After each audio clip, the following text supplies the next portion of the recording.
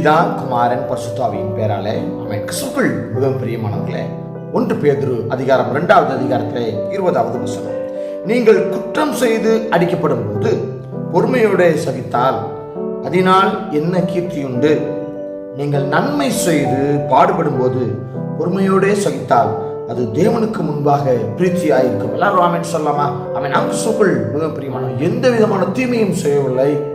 ஆண்டவருக்கு பயந்து நீதியின் பாதையில நன்மை செய்து அதற்காக நாம் அடிக்கப்படுகின்ற பொழுது, அதற்காக தண்டனையை அனுபவிக்கப்படுகின்ற பொழுது நாம் பொறுமையோடு சகித்துக் கொண்டிருக்கிறோம் என்று சொல்லி ஆண்டவருடைய பார்வையில ரொம்ப பிரீத்தியாக இருக்கும் என்று சொல்லி வேதம் சொல்லுகிறது. ஆம் கிறிஸ்துவுக்குள் மிக பிரியமானவர்களே, நல்லா யோசித்து பாருங்களேன். யாராவது நன்மை செய்துட்டு அடிக்கப்படும் போது சும்மா இருப்பாங்களா? பாருங்க, நான் நன்மை தான் செஞ்சேன், என்னை எல்லாரும் அடிக்கிறாங்க, என்னை எல்லாரும் துன்புறுத்துறாங்க, எனக்கு உதவி செய்ய யாருமே வர மாட்டீங்களா என்று சொல்லி என்ன செய்வாங்க? அந்த நேரம் பதறுவாங்க, கத்துவாங்க, எனக்கு உதவி செய்ய வாங்க, சுத்தம் போட்டு எல்லாரையும் உதவிக்கு வாங்க என்று சொல்லி கூப்பிடுவாங்க. ஆனால் ஆண்டவராகிய இயேசு கிறிஸ்து ஒரு பாவம் செய்திருப்பார் அந்த உலகத்துல?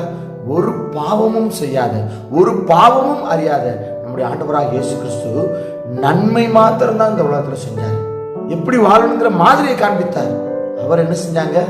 அடித்து நொறுக்கினார்கள், சிலுவையில அறைந்தார்கள், எல்லா விதமான கஷ்டங்களையும் எல்லா விதமான துன்பங்களையும் அவர் மேல சுமத்தினார்கள். எல்லா பாவங்களையும் அவர் ஏற்றுக்கொண்டு சிலுவையில அவ்வளவு அடிக்கப்பட்டு நொறுக்கப்படுகின்ற பொழுது அமைதியாக பொறுமையோட எல்லாத்தையும் சகித்தாருங்க, எல்லாத்தையும் சகித்தாரு. நீங்களும் உங்க வாழ்க்கையில நீங்க நன்மை செய்து நன்மையான காரியங்கள் செய்து நீங்க துன்பப்படுத்தப்படுகின்ற பொழுது நீங்களும் பொறுமையோட சகித்தார். ஆண்டவரை போல நம்ம எப்படி நடக்க வேண்டும் என்கிற மாதிரியை முன்வைத்து விட்டு ஆண்டவராக இயேசு கிறிஸ்து சென்றிருக்கிறார்.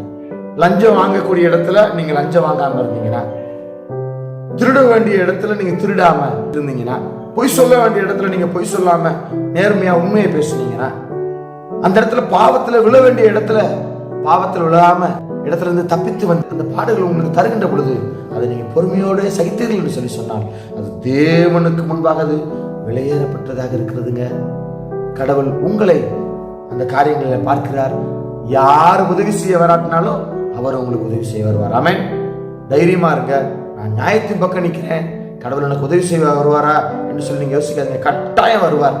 உங்களை உயர்த்துவார், உங்களை மகிமைப்படுத்துவார் என்பதில் எந்த விதமான சந்தேகம் இல்லை. கர்த்தர் தாமே உங்களோடு கூட இருந்து நியாயமான காரியங்கள் செய்ய உங்களுக்கு பலன் தந்து நிலையாய் உறுதியாய் அதில் நிலைத்திருக்க உதவி செய்வாராக. ஆமென். God bless you.